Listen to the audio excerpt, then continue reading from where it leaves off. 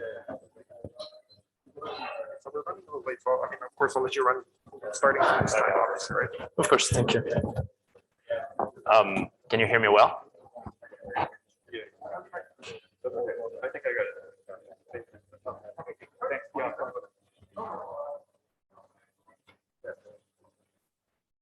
Okay, guys. Sorry for the delay. We have some technical issues, but I think we're ready to start. So our first speaker is Ulysse Chabaud. He's going to tell us about holomorphic quantum computing. Thank you for the introduction. So yeah, let me know if you cannot hear me well. So I'm going to talk about holomorphic quantum computing. This is a joint work with Saeed Mehraban here at Caltech, and I'd like to sorry about that.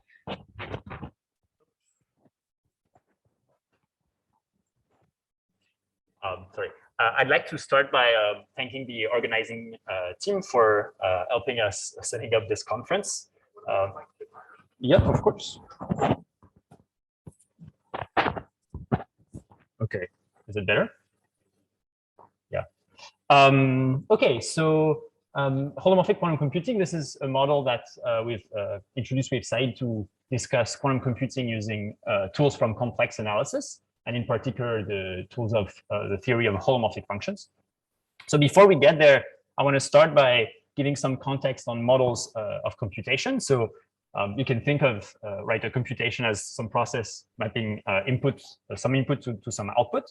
And in the real world, such a process would rely on some physical system, right? And a direct consequence of this is that the computation that you're going to do is going to depend on the laws of physics and the control you have on this physical system. And so if you want to reason about complexity, models of computation, then this is not nice because, well, this means in principle, you should need a different model for each different physical system. Actually, I should remove this. Okay, and so we have a way around this, which is called the extended church string thesis. This is kind of a hypothesis that posits that any reasonable model of computation can be efficiently simulated on a Turing machine. And so if this were true, it would be really nice because then it would mean we could just rely on that Turing machine model to describe whatever computation we have in the real world. And that would be nice. But this is QIP, and probably most of you don't believe that this extended church string thesis is true. And the reason is quantum computing, essentially. So there has been an extensive line of research to disprove this thesis, and in particular to show that quantum computing cannot be indeed efficiently simulated using a Turing machine, a model of classical computing efficiently.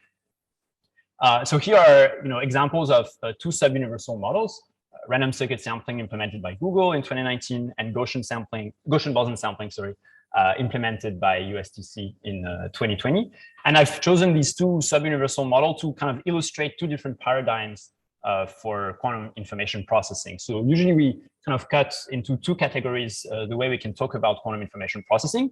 We have the kind of discrete variable formalism and the continuous variable formalism. So to summarize the differences between these two, I guess the difference is mainly mathematical. So in the discrete variable case, you're describing quantum information using vectors that lie in finite dimensional Hilbert spaces. And these correspond to processing information using quantum degrees of freedom that are finite and discrete, like the spin of an electron, the polarization of a photon. And here we have a kind of a very good notion now of complexity theory. You heard about acrobatics of BQP. We're kind of narrowing what are the power of these machines. And in what we call the continuous case, so the terminology is a bit inexact. Actually, you can definitely do discrete variable computing within the continuous framework. So essentially, the main difference here is that we're using the mathematics of infinite dimensional Hilbert spaces. And instead of using qubits and qubits, we use these infinite vectors that are called Q modes. And this allows us to model quantum information processing using both discrete degrees of freedom that could be unbounded, like particle number, or continuous ones like the position momentum of a particle. And here it's maybe less clear what these resulting computational models are capable of. We have different models. It's not clear if they're all equivalent. What we know, however, is that we can embed in these infinite dimensional Hilbert spaces finite dimensional models. So at least we should be able to do BQP complete computations within that formalism. Now, one thing that these two formalisms have in common is kind of a natural dichotomy that one can introduce for the quantum states and operations. So in the discrete variable case, this is the Clifford-non-Clifford dichotomy. We know we can efficiently simulate any Clifford computation using the Goddess-Mendel theorem. And when we add a non-Clifford element to our set of gates, say, then we can generate circuits that are capable of BQP complete computations.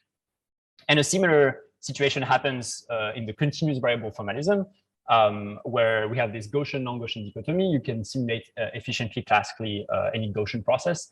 And when you add a non-Gaussian ingredient, then you get like models of computation that are capable, again, of BQP complete computations.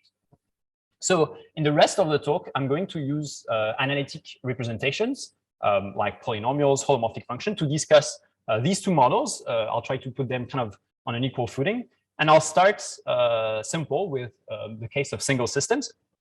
So in particular, the simple case of a qubit. So a qubit is this two-dimensional complex vector where these guys are computational basis states with some normalization condition. And we have a very well-known geometric representation for that object, which is that of some point at the surface of the Bloch sphere when the state is pure. And so in that case, you can think of these complex coefficients here as parametrizing the location of that point on the sphere. So we kind of have a nice geometric representation there. And another representation that is in some sense dual to that geometric representation is an algebraic one, where you choose a specific representation for your Hilbert space. You're going to associate to the computational basis states monomials so that you end up with a representation of your quantum state as some polynomial. So in the case of a qubit, this is a degree 1 univariate polynomial over the complex plane. And an equivalent representation of the information that is encoded into such a state is given by the information about the zeros of that polynomial. So you can think that there's another representation of that same mathematical object as being just the root in the extended complex plane, so just one point in the complex plane. There's a correspondence actually for the right parametrization between the point at the surface of the sphere and that point on the complex plane. In this sense, these two representations are dual. So this is the case, the simple case of a qubit. You can play the same game for qubits, actually. So now we're looking at a quantum state that is described by a vector of size d complex coefficient. And you can associate, using kind of the same trick, a univariate polynomial of degree 1 over the complex plane. And for the right kind of choice of normalization, you can factorize this polynomial and essentially summarize the information content of that state by just the collection of the complex roots of that polynomial. And if you project back these roots on the surface of a sphere, then you get what is called the stellar representation of a qubit. The ideas for that representation were actually introduced a very long time ago by Ettore Majorana. And the name stellar comes from the fact that if you're an observer located inside the sphere and you kind of look at the surface of the sphere, you can think of these constellations of points as just being stars representing your quantum state. Now, in the infinite dimensional case, there exists a similar construction. The quantum state is now described by some, possibly infinite vector, infinite countable vector. And you can associate to each of these basis states monomials. The mathematical object you get when you do this is then a holomorphic function. So it's just kind of a power series over the complex plane. And this representation has a lot of interesting properties. So one of this is factorization property. So these holomorphic functions, they have properties that are kind of similar to that of polynomials. And in particular here, you see that you can kind of write down any function of this form as a product that only depends on the roots of the function. So it's this like z to the power k and then that product. And some other part, which is just some Gaussian function. Okay, and so you can, we know that the number of zeros can go all the way to infinity. And so this is kind of the most general valid holomorphic function representing an infinite dimensional quantum state. Okay, and in particular, when the number of zero is finite, you really get this decomposition where that function is just the product of a polynomial over the complex plane and a Gaussian part. So the link between this representation and the quantum information theory is the fact that actually it gives you a very simple classification of when a state is Gaussian or non-Gaussian. And remember, because all Gaussian processes are classically simulable, we want to kind of get a good understanding of these non-Gaussian resources because they're necessary for any quantum computational advantage. And so what you can show is that a state will be non-Gaussian if and only if its associated holomorphic representation has zeros, meaning if it does have this like polynomial part here, otherwise the description would just be Gaussian and the state itself would be Gaussian. And so you can think of that number of stars or number of zeros of that function R here as being some sort of rank quantifying how non-Gaussian the state is. We call this the stellar rank. And so this rank has loads of very nice properties, one of which is the fact that it's conserved under Gaussian unitaries. So this means if I take any quantum state that has this following representation and I apply some Gaussian unitary, then the number of zeros is not going to change. Maybe the zeros are going to move around, but in the end, I'll end up with a representation which is still a polynomial times a Gaussian with the same degree for the polynomial. So this is one of the first things we've been looking at in the paper, actually. What are the dynamics of these stars? Is there a way to describe these Gaussian dynamics of infinite dimensional quantum states, actually just using the motion of these points in the complex plane? And so it turns out the answer is yes. And it's actually very interesting because you can think of these zeros as being classical particles living in some 2D space, so here the complex plane. And you can show that any Gaussian evolution is going to induce a classical dynamics for these kind of classical particles, classical stars, and some simple evolution of the Gaussian part in a way that kind of decouples the two parts of the stellar function, of this stellar representation. So more kind of precisely, what you can show actually is you take any quantum Hamiltonian, which is Gaussian, which is degree 2 in the creation and annihilation operators, and you can find a classical Hamiltonian, which is the so-called Calogero-Moser Hamiltonian. It turns out this is actually a very well-known Hamiltonian in the field of integrable systems that will exactly implement the corresponding transformations on the systems of particles. And so this has nice consequences that I don't have much time to get into, but essentially because the Hamiltonian, okay, sorry about this. That seems stable. Since the Hamiltonian, the classical Hamiltonian system is integrable, it means you can solve the equations of motion and you can derive the actual evolution of these particles efficiently. So this is what I'll say about single systems, and now I'll go to the case of multiple systems. In this case, things are much more complicated because, well, you lose all these nice factorization properties that were relying on the fact that we were dealing with univariate functions. Now, the holomorphic representation still exists, but it's given by some multivariate holomorphic function. But in any case, you can still define this non-Gaussian hierarchy based on the structure of that representation. So in particular, we'll say that a multimode state will have a given stellar rank R when its holomorphic representation can be factorized in this way, like a polynomial now multivariate of degree R and a Gaussian part. And so this kind of characterization may sound just a bit mathematical, but it's actually very relevant for quantum information theory. So starting from this simple dichotomy between Gaussian and non-Gaussian states, it gives you a refined classification of all non-Gaussian states. So the states of rank 0 would correspond to Gaussian states, and you can extend this to mixed states. And all the non-Gaussian states would be ranked using this stellar rank. This allows you to kind of associate holomorphic representations to any bosonic state you can think of that you're used to. And this hierarchy has a lot of interesting properties. So one is that it's faithful. I already mentioned the fact that the stellar rank is invariant under Gaussian unitaries. This is still true in the multimode case. And you can additionally show that it's a measure of non-Gaussianity that is non-increasing under Gaussian maps. Another property which is interesting is this kind of operational property of the stellar rank. It tells you a minimal number of elementary non-Gaussian operations that you need. So if you're kind of more used to the discrete variable formalism, this is like a T count for a quantum state, the number of T gates you will need on top of Clifford operation to engineer the state. Yeah, and so some other properties, we have characterized the topology of that object for the trace norm. And one consequence that you find, which is really important, is the fact that this hierarchy is actually robust. So if you take some quantum state at the finite level of this hierarchy, and you go close enough to that quantum state, then you're only going to find other states of equal or higher rank. And this means we can certify experimentally this measure just by doing some fidelity estimation routine in an experiment. And the last point, which I think is also quite important, is the fact that these states of finite rank, they form a dense subset of the Hilbert space of all the states. And this means that for any kind of quantum information processing application, we can restrict to looking at these finite rank states for which this holomorphic representation has this very specific structure of a polynomial times a Gaussian. And then we can kind of use this in our study.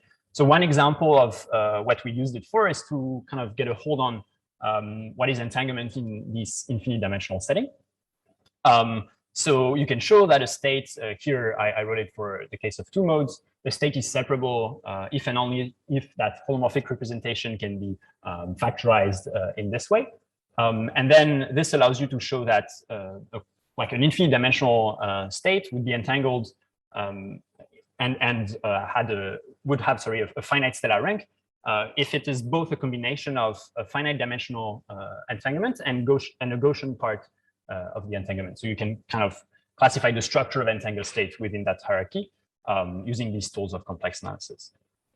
Now, in the remaining of the talk, I want to maybe talk about a bit more about quantum computing. So we introduced this model of holomorphic quantum computing. This is a reformulation of these infinite dimensional quantum computational models using these tools of complex analysis.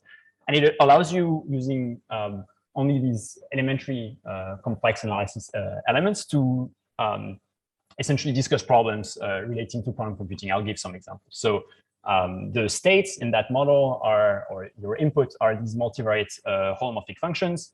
The operations, you can write them as differential operators acting on this holomorphic function, and they map an input holomorphic function to an output holomorphic function. And the possible measurements are natural from say a complex analysis standpoint. It's the kind of natural, you're sampling from output probability distributions that are induced by, sorry, maybe I should fix this.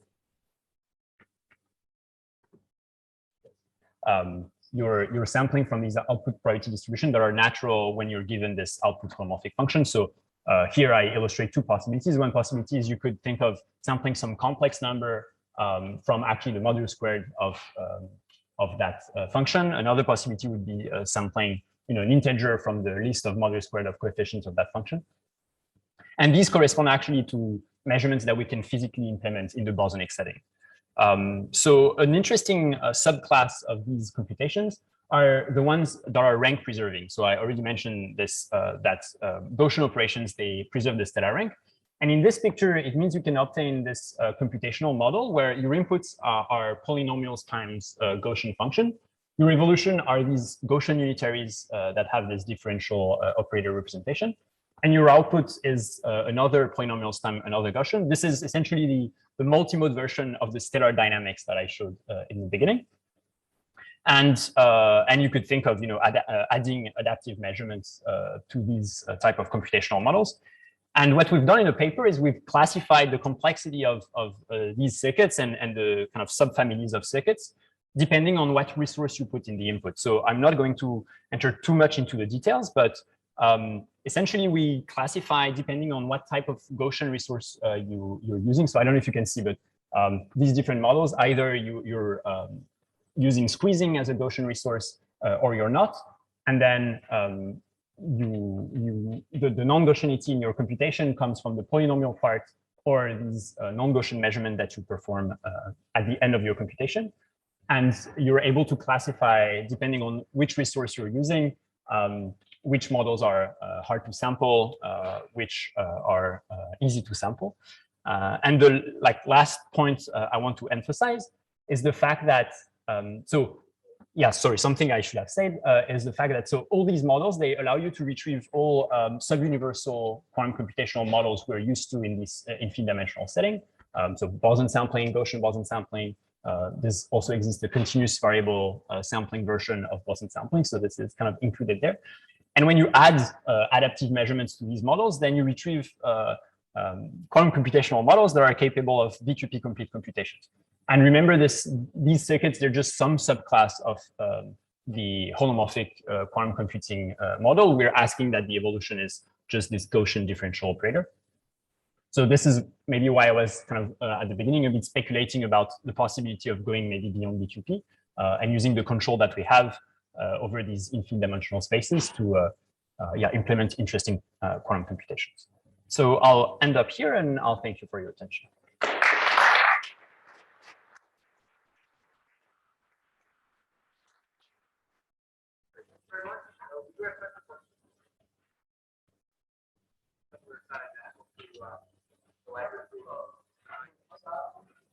Oh yeah, maybe you need to turn it on. There's a button at the bottom, I think.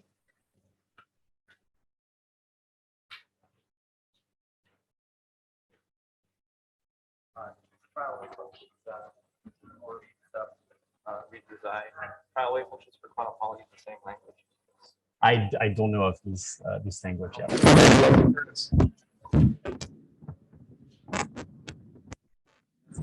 Yeah. It's a personal question. Thank you for the great talk, and just wondering if you have something similar to your representation for the Clifford operations. Is there anything similar in a discrete world? Thank you.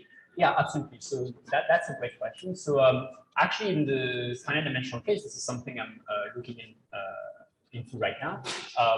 You have different ways of defining this kind of stellar representation. So I didn't mention this kind of physical aspect, but one way you can think of this holomorphic representation is being the expression of the wave function of your state in some coherent state basis.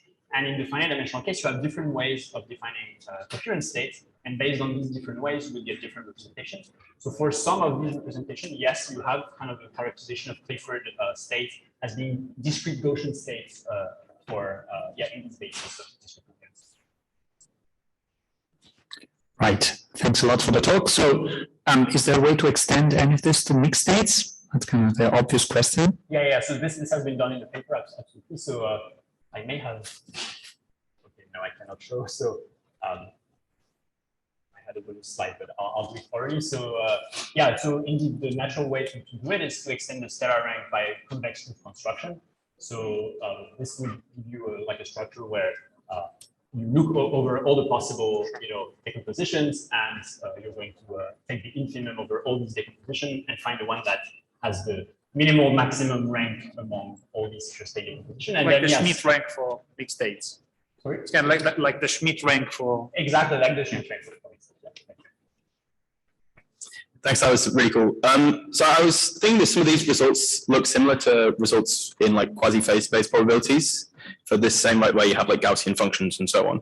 I just wondered if there are results that you have that are not in the literature from like quasi-probabilities, like Gaussian Wigner functions and so on. Oh, sure. Yeah. So absolutely. So yeah, maybe I should have mentioned this actually. So the this holomorphic function, you can think of it as the square root of the Hus symmetry function, right? And so in the sense, the Hus symmetry function is the modulo squared of that function up to normalization.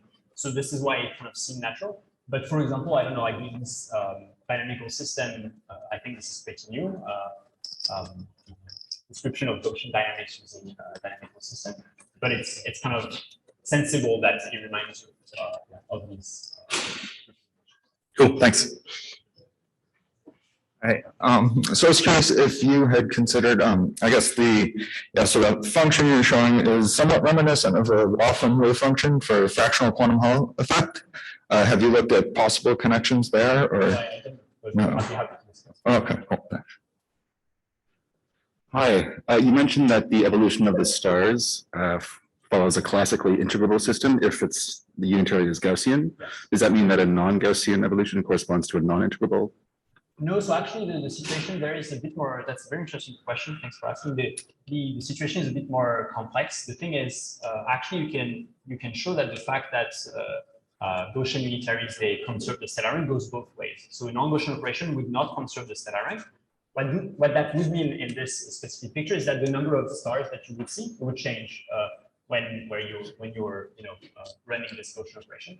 So you can ask, is there a way to kind of describe this dynamical system with the changing number of particles? So that would be. Okay.